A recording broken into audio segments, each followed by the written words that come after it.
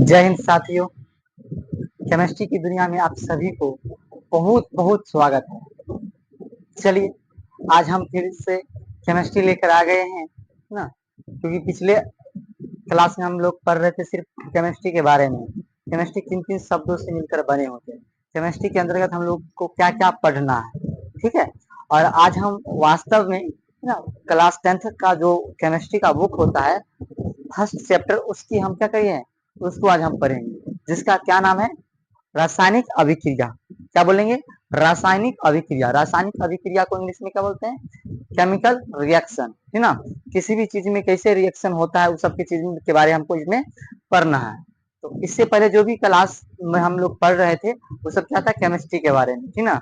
और अभी वो सब 10th में ये जो क्या चैप्टर में नहीं है, थोड़ा थोड़ा है, लेकिन अभी जो है चैप्टर आज से स्टार्ट हो गई, है ना।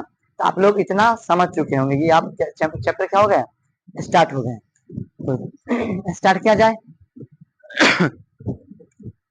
सबसे पहले हम समझते हैं कौन सा, रासायनिक अभिक्रिया। क्या रासायनिक अभिक्रिया होता क्या है, ठीक है। रासायनिक अभिक्रिया होता क्या है, तो हम आप लोगों को नजर आता होगा रासायनिक अभिक्रिया के बारे में। रासायनिक मतलब केमिकल, अभिक्रिया मतलब रिएक्शन। रासायनिक अभिक्रिया किसे कहेंगे ना, कोई एक पदार्थ होना चाहिए। रासायनिक अभिक्रिया होने के लिए कोई एक पदार्थ होना चाहिए, या दो पदार्थ होना चाहिए, या 5 पदार्थ होना चाहिए। आप लोग बताइए तो, है ना। तो हम बोलेंगे रासायनिक अभिक्रिया होने के लिए कम से कम ना एक पदार्थ का भी होना, एक पदार्थ हो तो भी क्या हो जाएगा, रासायनिक अभिक्रिया हो जाएगा, ठीक है। एक पदार्थ भी हो तो भी क्या हो जाएगा, रासायनिक अभिक्रिया हो जाएगा। ऐसा नहीं जे कम से कम दो पदार्थों की आवश्यकता होनी चाहिए, एक पदार्थों से भी क्या हो जाएगा, रासायनिक अभिक्रिया हो जाएगा। तो हम क्या लिखे यहाँ पर, रासायनिक अभिक्रिया चैप्टर का नाम है। सबसे पहले हम चैप्टर का नाम पढ़ लेते हैं, रासायनिक अभिक्रिया होता क्या है, ठीक है। चलिए, रासायनिक अभिक्रिया में हम क्या लिखे हैं ना, एकदम सिंपली सी बात है, ठीक ना। आप लोग गौर से समझिएगा, सीधे दिमाग में जाएगा, ठीक है। बुझा रहा है ना? हाँ।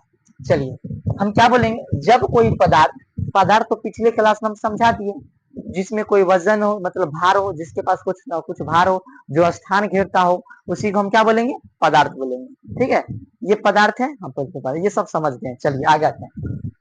रासायनिक अभिक्रिया, जब कोई पदार्थ, जब कोई क्या है, पदार्थ, ठीक है, जब कोई पदार्थ अकेले, अकेले भी या किसी अन्य पदार्थों के साथ, या किसी अन्य पदार्थों के साथ मिलकर क्या करेगा, मिलकर एक या एक से अधिक, एक या एक से अधिक भिन्न गुण वाले, याद रखिएगा कौन से, भिन्न गुण वाले पदार्थों का निर्माण करता है, निर्माण करता है। क्या बोले, जब कोई पदार्थ, क्या बोले, जब कोई पदार्थ किसी अन्य पदार्थों से, है ना, जब कोई पदार्थ अकेले या किसी अन्य पदार्थों के साथ मिलकर, अन्य पदार्थों के साथ मिलकर एक या एक से अधिक भिन्न गुण वाले नए पदार्थों का निर्माण करता है, उसे हम रासायनिक अभिक्रिया कहते हैं। उसे हम क्या कहेंगे, रासायनिक अभिक्रिया कहते हैं। उसे हम क्या कहेंगे, रासायनिक। जब कोई पदार्थ अकेले या किसी अन्य पदार्थों के साथ मिलकर एक या एक से अधिक भिन्न गुण वाले नए पदार्थों का निर्माण करता है, उसी को हम क्या बोलेंगे, रासायनिक अभिक्रिया, ठीक है। क्या बोलेंगे, रासायनिक अभिक्रिया। तो ये रासायनिक अभिक्रिया आप लोगों को समझ में आ गया, है ना। रासायनिक अभिक्रिया होने के लिए कम से कम कितने पदार्थों की आवश्यकता होनी चाहिए, कम से कम एक। ऐसा है जो लोग बोलते हैं दो या दो से अधिक पदार्थों के, है ना, पदार्थों के मतलब पदार्थों से अभिक्रिया को क्या बोलेंगे, रासायनिक अभिक्रिया। दो अभिक्रिया नहीं होना चाहिए, दो वो चीज पदार्थ आएगा, लेकिन कम से कम एक पदार्थों से भी हम रासायनिक अभिक्रिया करवा सकते हैं, है ना। जैसे में हम कुछ एग्जाम्पल लेकर आए हैं, है ना। जैसे हम कैल्शियम कार्बोनेट को लिए हैं, है ना, CaCl, ये सब आपको फॉर्मूला याद होना चाहिए, ठीक है। जैसे हम अभिक्रिया करवा रहे हैं, पहला अभिक्रिया, जब हम कैल्शियम कार्बोनेट CaCO3 यानी कि कैल्शियम कार्बोनेट को लिए हैं और इसको क्या किए, इसको थोड़ा सा उष्मा दिए यानी कि गर्म किए। कैल्शियम कार्बोनेट को हम गर्म करने के बाद इसको बोलते हैं डेल्टा। क्या बोलते हैं, डेल्टा। इसी को हम क्या बोले, गर्म कर देते हैं। क्या किए, गर्म किए।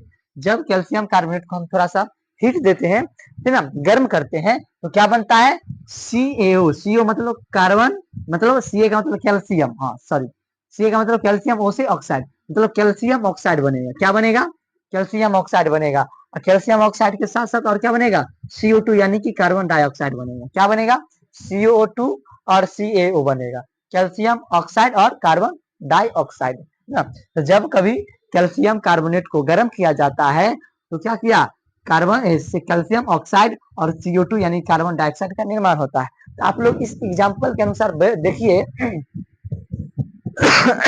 क्या इसमें कोई दो पदार्थ है या एक ही पदार्थ है, तो नहीं भैया, इसमें क्या है, एक ही पदार्थ है। क्या है, कैल्शियम कार्बोनेट है। क्या है, कैल्शियम कार्बोनेट। तो ये तो अभिक्रिया कर रहा है, रासायनिक अभिक्रिया कर रहा है, अकेले ही रासायनिक अभिक्रिया कर रहा है, कोई दो पदार्थों की आवश्यकता इसमें है ही नहीं, है ना। देख रहे कैल्शियम कार्बोनेट क्या किया, इसको गर्म किया, रासायनिक अभिक्रिया किया और दो नए नए पदार्थों का निर्माण किया। और कैसा, दो नए पदार्थ हुआ, लेकिन कैसा, भिन्न गुण वाले। इसका गुण अलग है और इसका गुण अलग है, दो भिन्न गुण वाले पदार्थों का निर्माण करता है। तो परिभाषा तो यही बोल रहा है भाई ना, जब क्या, जब कोई पदार्थ अकेले, जब कोई पदार्थ अकेले या किसी अन्य पदार्थों के साथ, जब कोई पदार्थ अकेले या फिर अन्य पदार्थों के साथ, अन्य पदार्थों के साथ मिलकर एक या एक से अधिक भिन्न गुण वाले, भिन्न गुण वाले पदार्थों का निर्माण करता है, तो उसे हम क्या कहेंगे, रासायनिक अभिक्रिया। क्या कहेंगे, रासायनिक अभिक्रिया। ठीक है, तो रासायनिक अभिक्रिया, अब सिर्फ एक ने, दो भी रहेगा तो रासायनिक अभिक्रिया हो सकता है, कम से कम एक हो तो भी रासायनिक अभिक्रिया हो सकता है। इतना हमारी कहना था। चलिए, बात समझ में आया। चलिए आगे बढ़ते हैं, दूसरा एग्जाम्पल की बात करते हैं। जैसे यहाँ पर अभी दो गो है, जैसे हाइड्रोजन प्लस क्लोरीन, क्या किए, हाइड्रोजन प्लस क्लोरीन को मिलाने के बाद ये क्या बनेगा, हाइड्रोक्लोरिक अम्ल बन जाएगा। क्या बनेगा, हाइड्रोक्लोरिक अम्ल बन जाएगा। जब हाइड्रोजन और क्लोरीन क्लोरीन को मिलाते हैं तो क्या बनेगा, हाइड्रोक्लोरिक अम्ल बन जाता है। क्या बन जाएगा, हाइड्रोक्लोरिक अम्ल। तो देखिए यहाँ पर क्या, जब कोई पदार्थ अकेले या किसी अन्य पदार्थों के साथ, ये इस पदार्थों के साथ अभिक्रिया कर रहा है, अभिक्रिया करके क्या बना दिया है, हाइड्रोक्लोरिक अम्ल, जो हमारे पेट में पाया जाता है। पेट में कौन सा अम्ल पाया जाता है, हाइड्रोक्लोरिक अम्ल। ठीक है, तो ये हाइड्रोजन और क्लोरीन को मिला के अभिक्रिया करेगा और क्या बना देगा, हाइड्रोक्लोरिक अम्ल। तो ये क्या हो रहा है, रासायनिक अभिक्रिया हो रहा है। तीसरा एग्जाम्पल क्या देख रहे हैं, है ना, एक जिंक लिए और सल्फ्यूरिक अम्ल लिए, जिंक लिए और सल्फ्यूरिक अम्ल, जिंक और सल्फ्यूरिक अम्ल को लिए और मिला दिए, दोनों को क्या किए हैं, मिला दिए।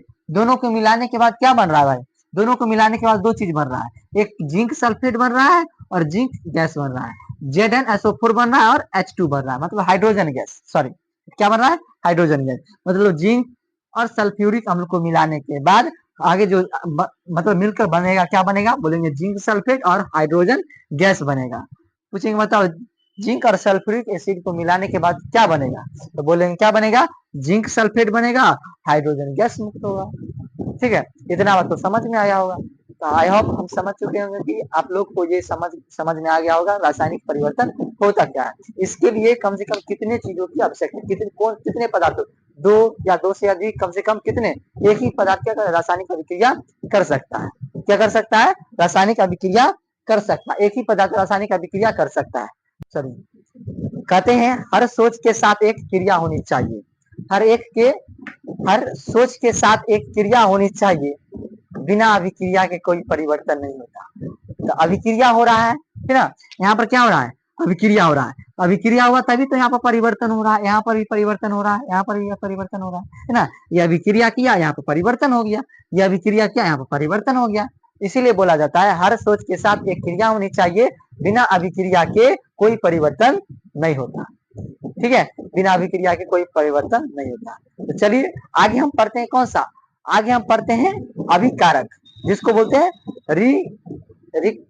रिएक्टेंट, अभिकारक। इसको मिटाए, चलिए इसको मिटाते हैं।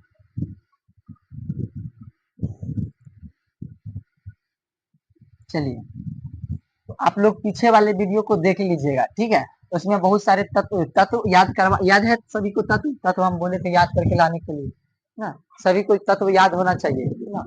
लगभग सीरियल क्रम में 20 तत्व को याद करना है और इधर उधर करके कितना होगा, 5 होगा। ठीक है, तो तत्व को याद कर लेना है। चलिए अब हम पढ़ते हैं अभिकारक। क्या पढ़ेंगे, अभिकारक। स्टार दीजिए अभिकारक,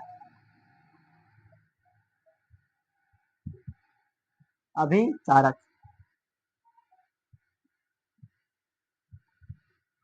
अभिकारक को इंग्लिश में बोलते हैं रिएक्टेंट।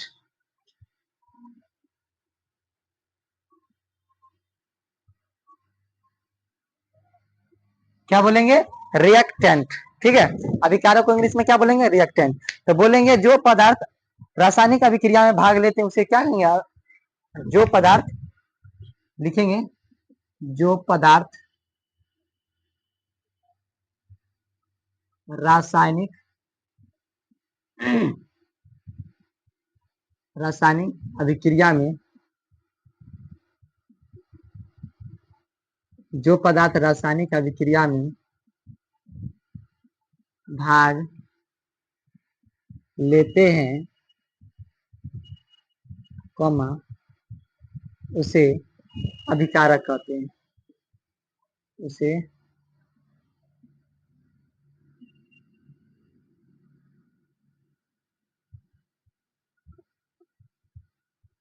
क्या कहेंगे? उसे अभिकारक कहेंगे।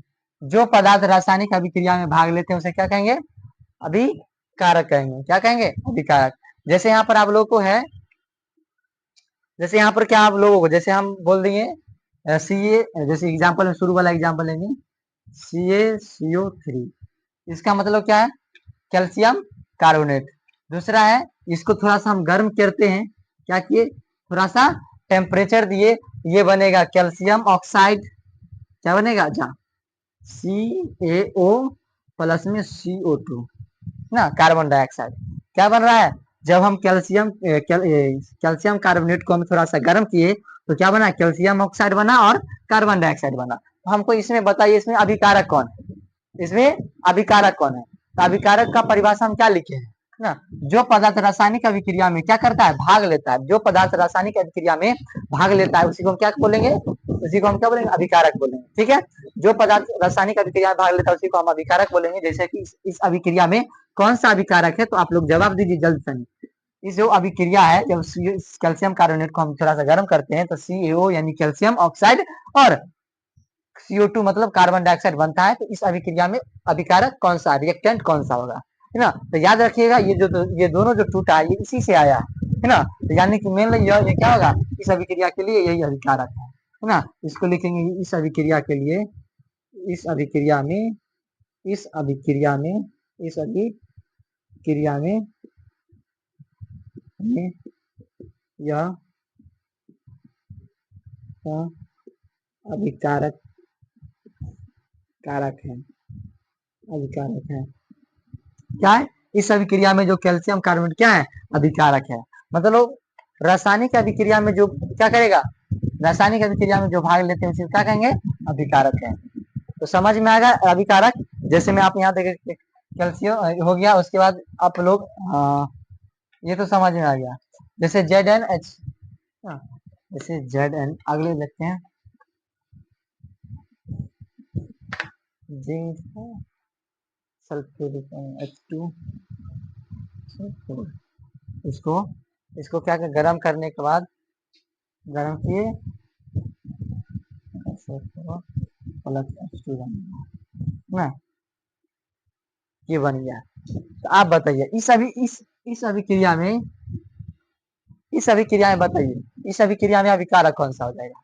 आप सूर्य में नजर आ, अच्छा इस अभिक्रिया में यही अभिकारक है। कौन निभा रहा है?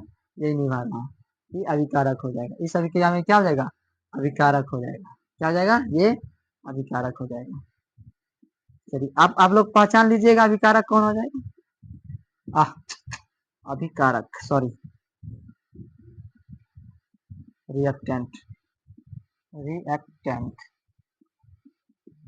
रासायनिक अभिक्रिया में भाग लेने वाले पदार्थों को हम रिएक्टेंट कहते हैं। ठीक है, और जब हम रिएक्टेंट हो गया तो ये तो अभिकारक हो गया, और इसके बाद कुछ तो बन हो किया, बना कि नहीं बना भाई? बना। तो कुछ भी बनता है उसी को क्या बोलेंगे? प्रतिफल। जैसे हम लोग जोड़ गुना भाग, हम भाग बोलते हैं, भागे नहीं होता है। जैसे यहाँ पर क्या है? 5 है और 2 से भाग लगाते हैं तो 2 दूना 4, हासिल 1। अब बोलते बताओ शेषफल कितना है? तो बोलिएगा 1। क्यों? क्योंकि लास्ट में 1 बच गया ना। अभिकारक ये हो गया, लास्ट में जो बचा तो ये क्या हो जाएगा? अभी क्या हो जाएगा, इसको बोलेंगे प्रतिफल या इसी को बोलेंगे उत्पाद। इसको क्या करिए, जैसे यहाँ पर देख लीजिए, कैल्शियम कार्बोनेट को हम गर्म करने के बाद क्या बना, ये दोनों कैल्शियम ऑक्साइड बना और CO2 बना, ये दोनों को हम क्या बनाएंगे, इसको इसको बोलेंगे उत्पाद। क्या बोलेंगे, उत्पाद। उत्पाद यानी कि इसको बोलेंगे क्या, प्रतिफल। प्रतिफल, उत्पाद या इसी को हम क्या बोलेंगे, प्रतिफल, है ना। उत्पाद यानी कि प्रतिफल, इसको इसका परिभाषा, इसका भी परिभाषा लिखा जाए, ठीक है।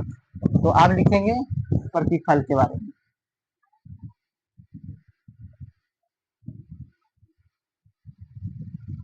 प्रतिफल या उत्पाद, प्रोडक्ट, प्रतिफल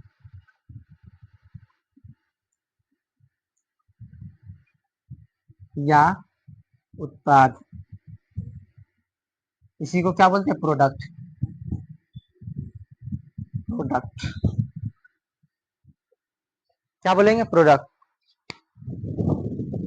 क्या बोलेंगे, रासायनिक अभिक्रिया में बने नए पदार्थों को हम क्या बोलेंगे, प्रतिफल बोलेंगे।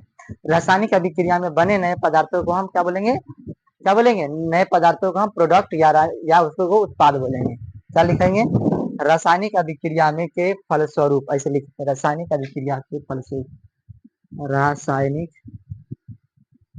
रासायनिक अभिक्रिया के फलस्वरूप, रासायनिक अभिक्रिया के फल स्वरूप क्या बनेगा, नया चीज बनेगा, नया चीज बने, बने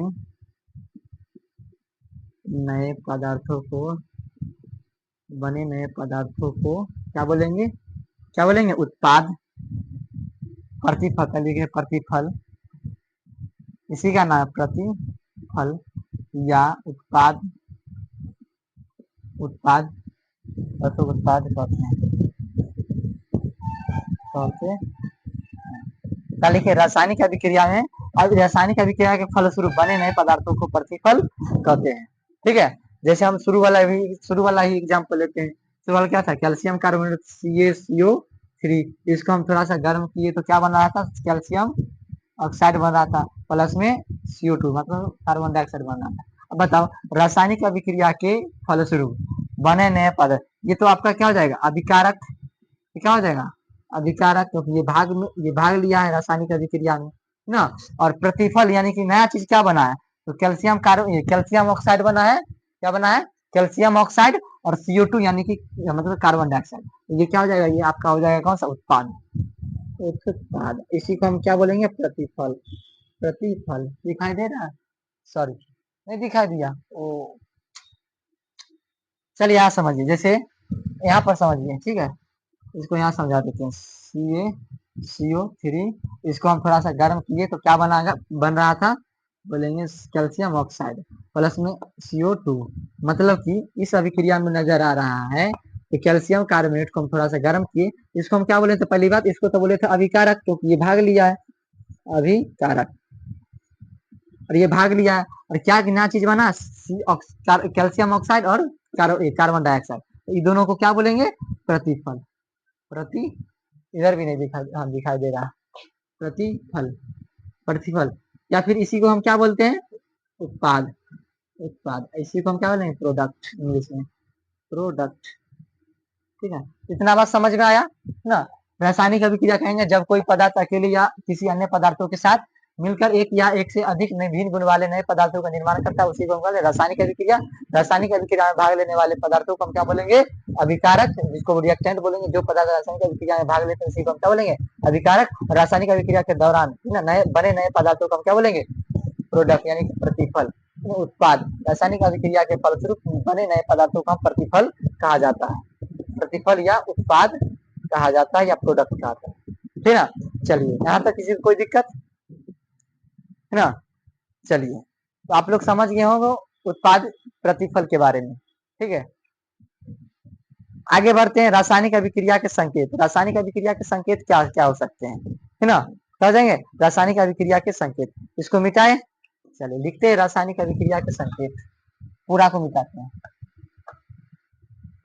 लिखिए रासायनिक अभिक्रिया के संकेत।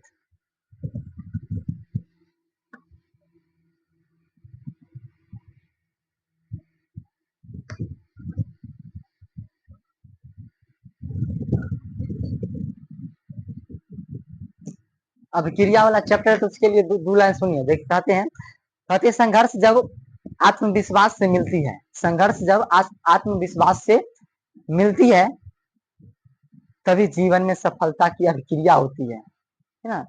क्या बोला? संघर्ष जब आत्मविश्वास से मिलती है तभी जीवन में सफलता की अभिक्रिया होती है। संघर्ष से होनी चाहिए, संघर्ष जब आत्मविश्वास से, मतलब आत्मविश्वास हमको क्या करना है? इस 10th बोर्ड के लिए, परीक्षा के लिए संघर्ष करना है पूरे मन से, है ना। इस बार हम ही टॉपर लिस्ट में आए, ठीक है। चलिए तो आगे बढ़ते हैं। रासायनिक अभिक्रिया के संकेत, कुछ संकेत है उसके बारे में हम जानते हैं, ठीक है। जैसे हेडिंग में रासायनिक अभिक्रिया के संकेत लिखिए।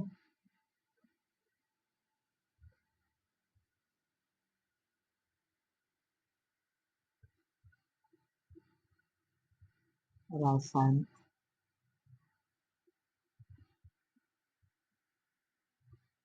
अभिक्रिया के संकेत।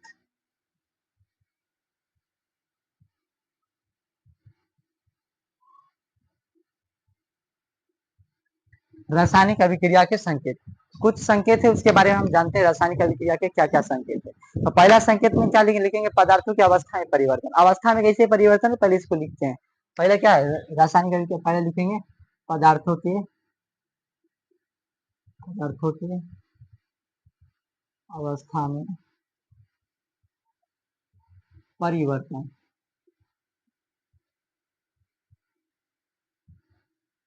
पहला क्या लिखे? पदार्थों की अवस्था में परिवर्तन, ठीक है। रासायनिक अभिक्रिया में पदार्थों की अवस्था में भी परिवर्तन होता है, वो कैसे? तो सुनिए।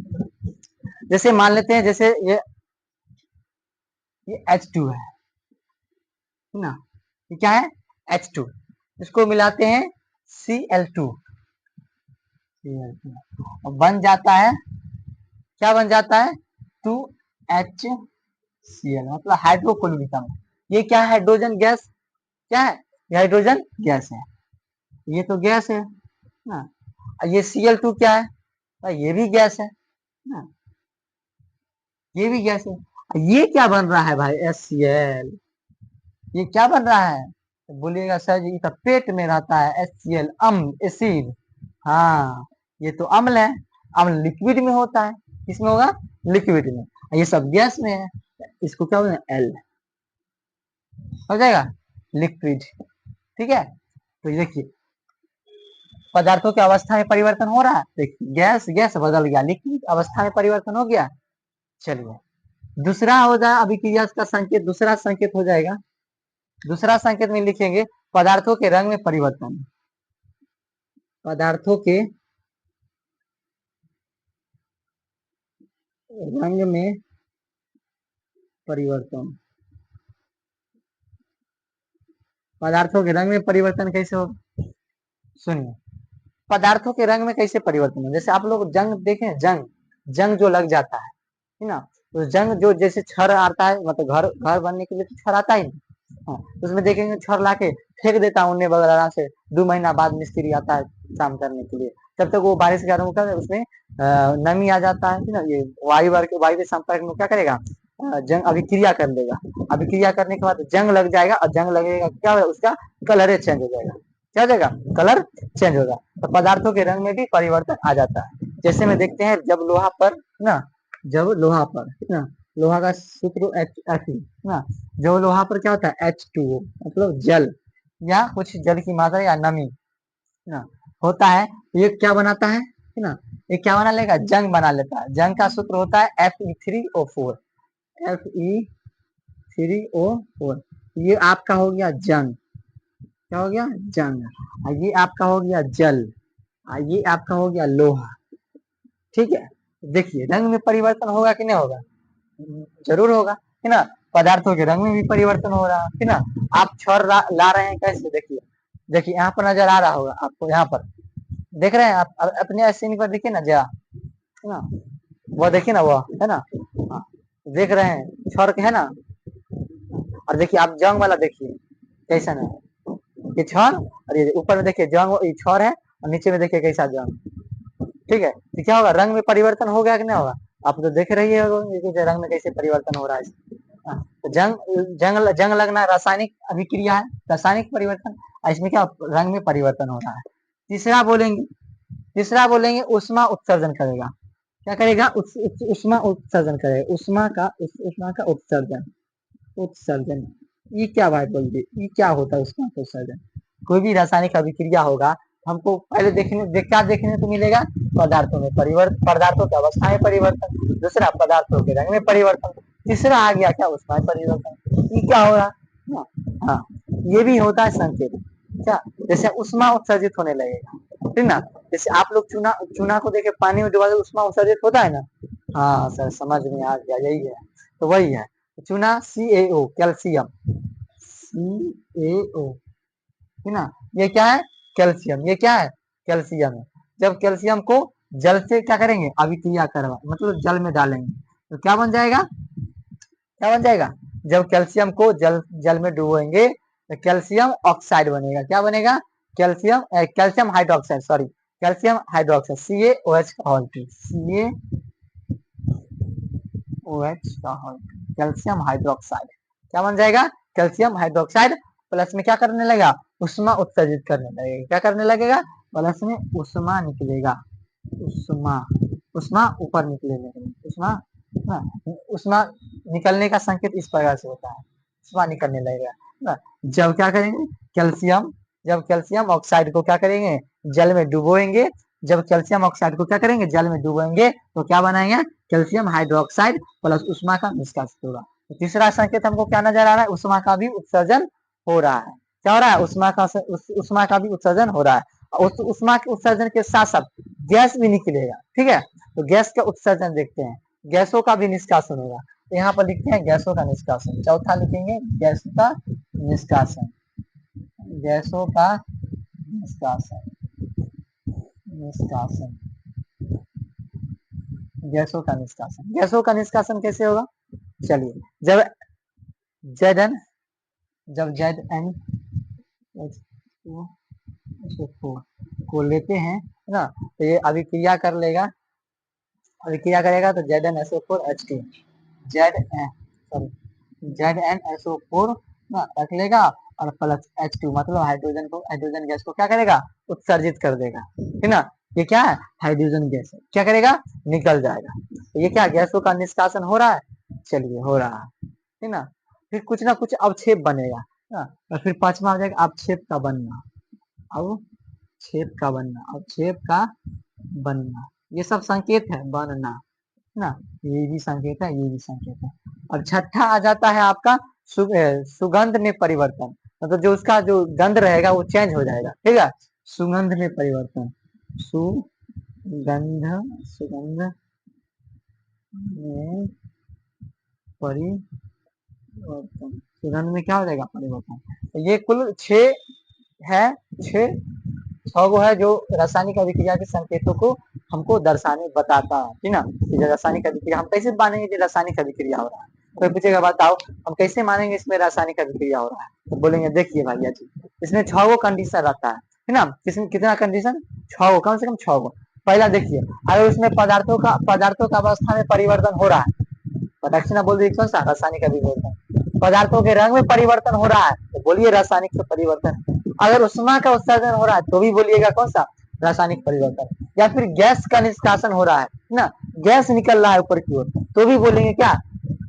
रासायनिक अभिक्रिया, मतलब रासायनिक परिवर्तन, रासायनिक अभिक्रिया के संकेत है ना। अवक्षेप बन रहा है तो भी बोलेंगे रासायनिक अभिक्रिया के संकेत है। सुगंध में परिवर्तन, ये भी ना। जैसे कोनो देखे सब्जी सुबह में बनता है गर्मी के मौसम में और शाम तक खराब हो जाता है, क्या करेगा? खराब हो जाता है। और खराब हो जाता है वो क्या हो? सुगंध, उसका सुगंध सुनेंगे, बाप रे बाप कितना गजब महकेगा, है ना? महकता कि नहीं, मतलब सुगंध में क्या हो जाएगा? परिवर्तन हो जाता है। क्या होने लगा? सुगंध में परिवर्तन। तो चलिए, तो आप लोगों को ये पता होगा रासायनिक अभिक्रिया के संकेत कौन कौन सा है। तो पहला बोलेंगे पदार्थों के अवस्था में परिवर्तन, पदार्थों के रंग में परिवर्तन, और उष्मा का उत्सर्जन, गैसों का निष्कासन, और छेद का बनना, और सुगंध में परिवर्तन। तो ये सब हो जाएगा तो क्या? रासायनिक अभिक्रिया के संकेत। चलिए, यहाँ तक आप लोगों को समझ में आ गया होगा। ठीक है, तो एक और बोलते हैं, ठीक है, ध्यान में रखिएगा। हर अभिक्रिया चैप्टर से, हर अभिक्रिया में छुपा है परिवर्तन का राज, हर अभिक्रिया में छुपा है परिवर्तन का राज, हर अभिक्रिया में छुपा है परिवर्तन का राज ना। कुछ समझो कुछ बदलो यही है ज्ञान का आगाज। हर अभिक्रिया में छुपा है परिवर्तन का राज। कुछ समझो कुछ बदलो यही है ज्ञान का आगाज। क्रिया तभी सफल होती है, क्रिया तभी सफल होती है जब तत्व सही मिल जाए। क्रिया तभी सफल होती है जब तत्व सही मिल जाए, और लक्ष्य तभी मिलता है जब मन केंद्रित हो जाए। तो आप लोग समझ चुके हैं, हम अभिक्रिया तभी संभव होगा जब क्या हो जाएगा, जब तत्व क्या हो जाएगा, तत्व क्या हो सकता है, तत्व सही मिले। ऐसा नहीं कुछ से कुछ मिल जाए अभिक्रिया हो भी करेगा, वो तो हो जाएगा, लेकिन जो चीज जो ने बना वो सब बन जाएगा। ठीक है, तो वही बोला क्रिया तभी सफल होती है तब जब तत्व सही मिल जाए, और लक्ष्य तभी मिलता है जब मन केंद्रित हो जाए, है ना। चलिए, तो मन को क्या करना है, केंद्रित करके रखना है ना। मन को हमें क्या करना है, केंद्रित करके रखना है। चलिए, तो आज के लिए इतना ही, फिर मिलते हैं अगले क्लास में ना। तब तक के लिए बने रहे हमारे साथ। जय हिंद, जय भारत।